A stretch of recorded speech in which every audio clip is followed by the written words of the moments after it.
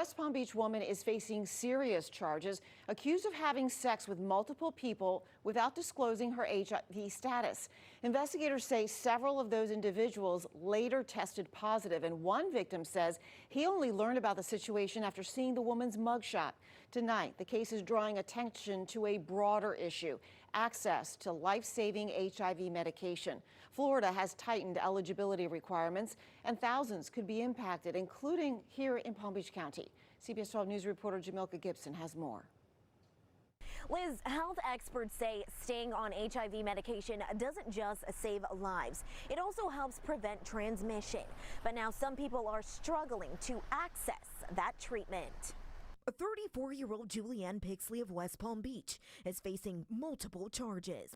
She's accused of exposing several people to HIV after investigators say she did not disclose her status before having sex. According to reports, Pixley was diagnosed back in 2013 and in recent months stopped taking her prescribed HIV medication, citing oral pain. Not long after, several men came forward, saying they later tested positive. The case comes as access to HIV treatment is changing across Florida. More than 8,000 people in Palm Beach County are living with HIV, and many rely on the AIDS Drug Assistance Program, or ADAP, to afford medication. But as of March 1st, the state tightened eligibility, lowering the income cap from about $60,000 a year to roughly $20,000, a drop from 400% of the federal poverty level to 130%. The ADAP program would impact over 1,700 persons with HIV, meaning the majority of those individuals would no longer be eligible for this program strictly based on their income.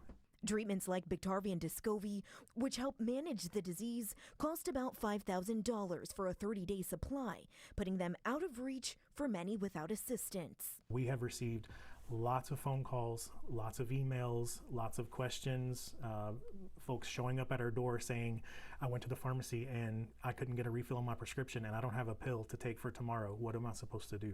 The medication can suppress the virus to undetectable levels, meaning it cannot be transmitted. But when the treatment stops, the risk increases. Without the HIV treatment medications, HIV unfortunately can become a death sentence. Now, just this week, state lawmakers approved more than $30 million in emergency funding to restore the ADAPT program.